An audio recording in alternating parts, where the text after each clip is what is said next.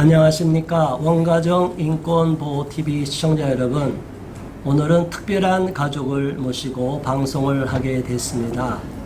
멀리 구미 섭적에서 세 자녀, 세 딸을 빼앗긴 우소라님 가족을 모시고 특별히 오늘 시설에 있는 아동이 잠시 외박을 나온 상황에서 서울에까지 오게 됐고, 저와 예전에도 상담을 했지만 아동을 직접 오늘 출연을 시켜서 아동들의 의사가 어떤지도 확인해 보고서 구체적으로 어떻게 강제 분리가 됐는지를 살펴보는 시간을 갖겠습니다. 안녕하세요. 안녕하세요. 여기 오게 돼서 반가워요. 자, 우리 본인 이름 한번 소개해 볼까요? 이름? 안녕하세요. 전민경입니다. 큰딸 윤향미. 두 번째 이름? 안녕하세요. 저는 윤미소입니다. 윤미소. 둘째 딸 안녕. 안녕하세요. 저는 윤예린입니다. 네. 셋째 딸 윤예림. 이렇게 윤예린, 여기 셋째 딸, 첫째, 둘째, 셋째를 뺏겼습니다. 이 가정은 어머니가 오랫동안 아이들을 위해서 희생하고 혼자서 아이들을 5명을 키웠어요. 5딸을 키웠는데 그 중에 이 셋째 세 아이들을 위해서 세 아이들을 강제 분리되는 아픔을 겪었어요. 그리고 옆에 계신 분은 지금 현재 같이 서로 좋은 관계로 유지하고 지금 안고 있는 6째 아이를 또 두 분 사이에서 새로 태어나게 된 상황입니다.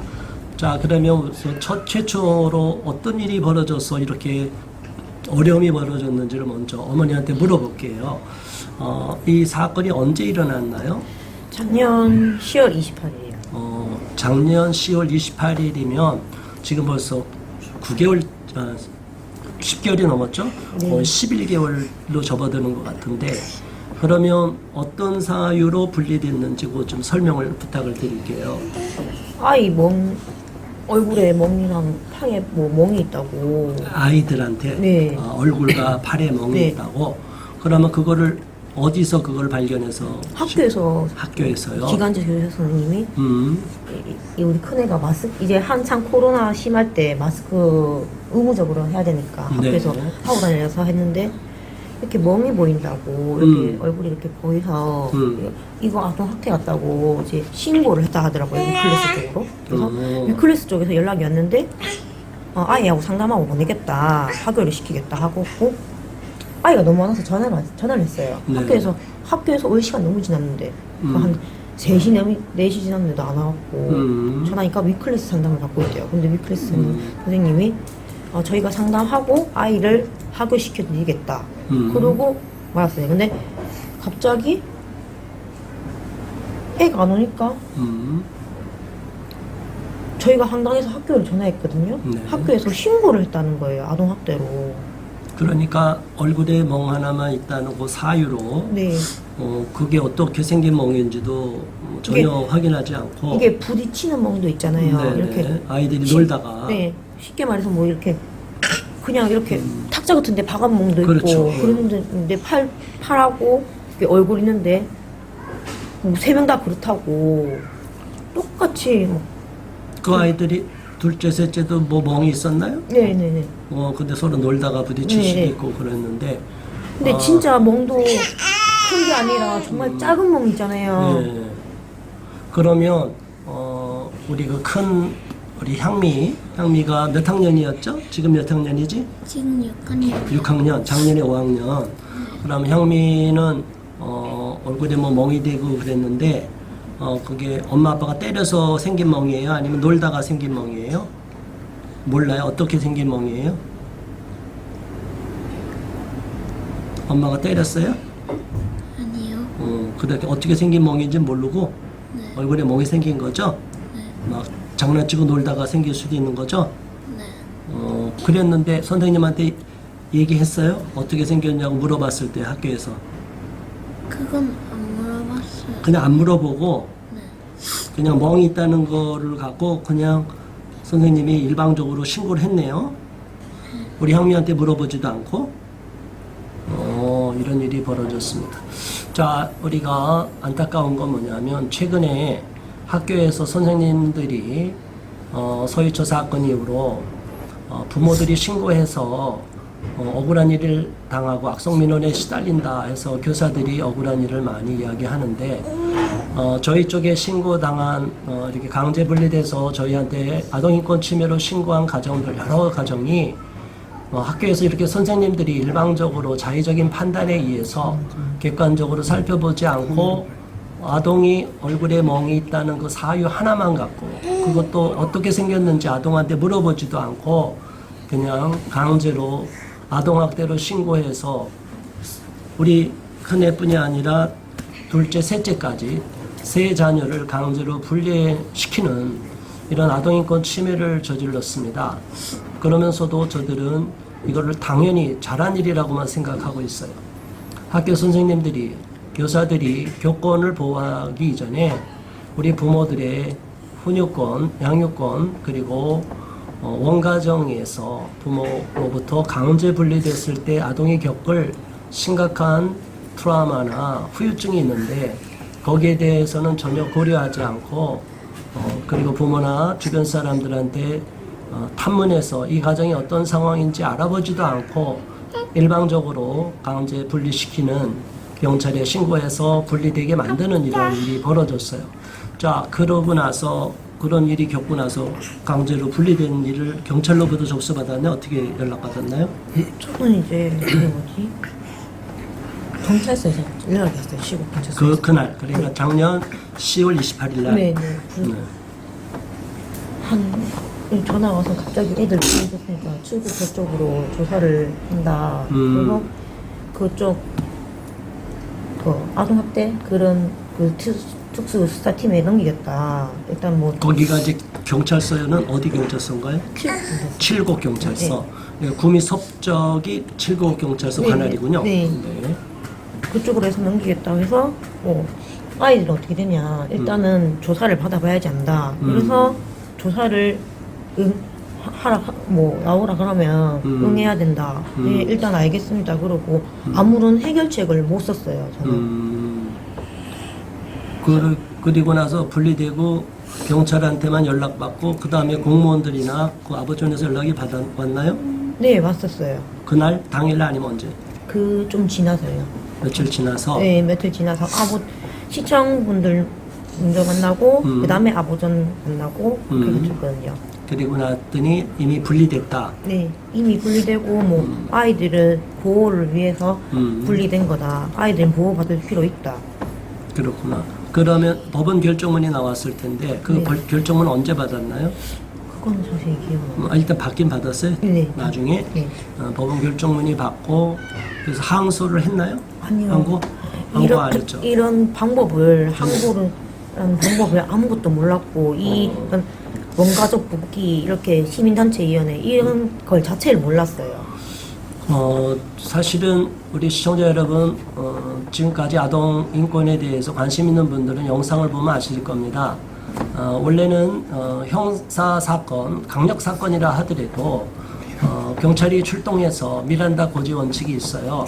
그래서 변호사를 선임할 수 있고 진술이 불리하게 증거로 채택될 수 있게 이렇게 해서 정확하게 알려줘서 그리고 그 다음에 어떻게 해야 될지를 용의자한테 이렇게 알려주거든요. 강력 사건이라고 해도. 그런데 너무나 어이없게도 아동인권으로 신고가 되면 이 사안이 어떤 사안인지를 고려하지 않고 무조건 묵비권으로 하고 자기들 일방적으로 일사천리로 통과시켜버려요.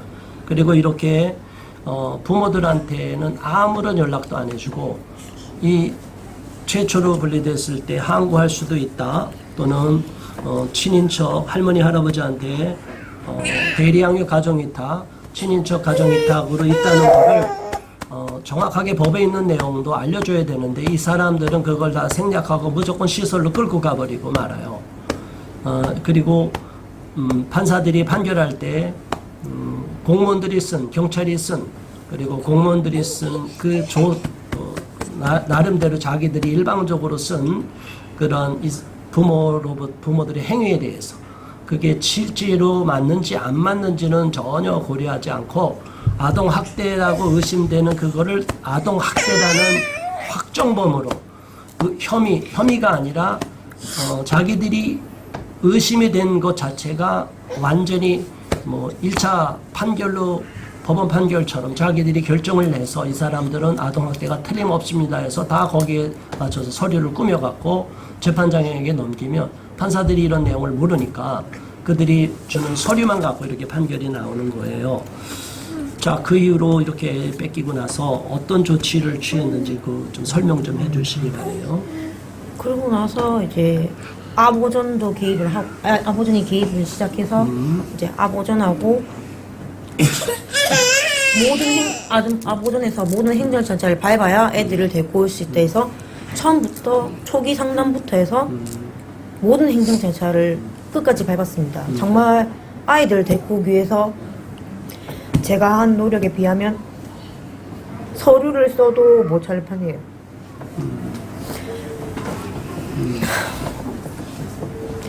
이게 행정 절차를 밟을 때마다 정말 괴로웠어요.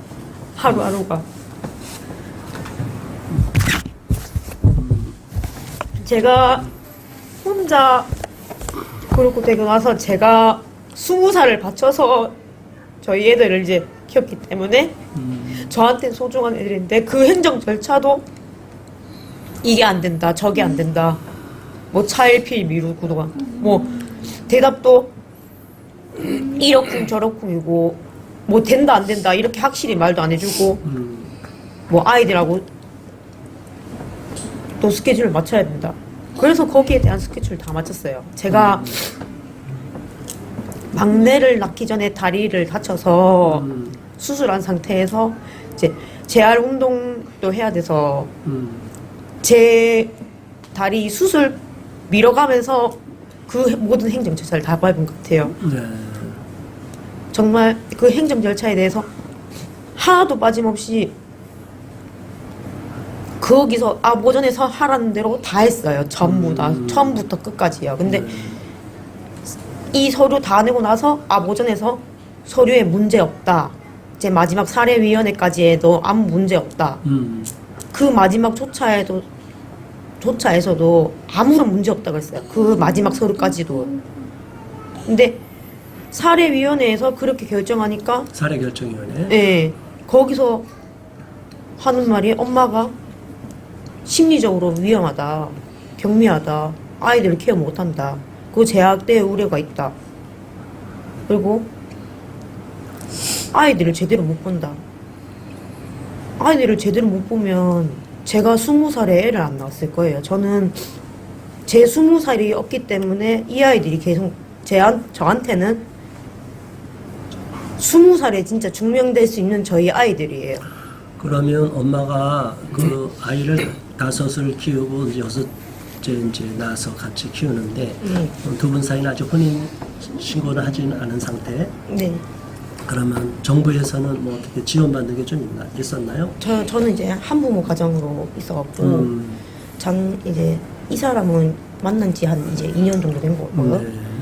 제가 이사 만나기 전에 전 사람이 외도를 하는 바람에 이제 친권을 2개 뺏기고 이혼을 했어요. 근데 이 사람을 제가 정말 힘들 때 만난 거라서 제 옆에 곁에 있었고 이제 양가 부모님들하고 이제 만나는 그게 잘 안 됐고 이제 아직 그게 안 돼서 그렇게 됐고 좋은 감정으로 잘 지내고 만나고 있어요.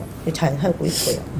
그러니까 근데 그쪽에서는 안 돌려주는 게 사례결정위원회 판결의 그 근거가 불안하다. 네. 정서적으로, 네. 심리적으로 불안하다. 네. 또 이렇게 여러 아이를 혼자 키우니까 네, 뭐 어렵다. 그런 사유도 있는 거겠죠? 네네네. 그리고 기초수급을 받았는데 그거 갖고 생활이 어렵다. 네네. 애들 키우기 어려울 거다. 네, 그렇죠. 그런 사유로 안 돌려준다. 네. 그건 아동학대와는 전혀 상관이 없는 거잖아요. 제가 시청자 여러분께 다시 한번 안타까운 말씀 드리면 이렇게 강제 분리된 가정의 아이들을 볼 때 너무나 안타깝게도 어려운 가정, 정말로 힘든 가정에 자녀들은 이렇게 무차별 분리가 되는 너무나 안타까운 일이 벌어지고 있습니다. 대한민국에서는 헌법에도 누구나 평등하다고 이야기하고 있고 빈부로 인해서 어떻게 차별을 둬서도 안 된다고 얘기가 되어 있어요. 그럼에도 불구하고 이렇게 어려운 가정의 자녀들은 자기들이 자의적으로 무조건 줘서 아무거나 서류를 쓰면은 이렇게 강제 분리될 수 있다.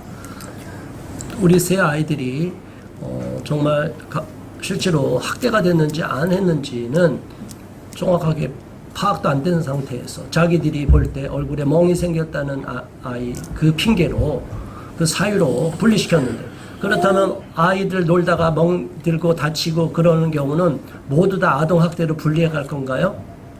어떻게 대한민국이 이렇게 무법천지가 되어 있는지 통탄이 여기지 않을 수가 없습니다.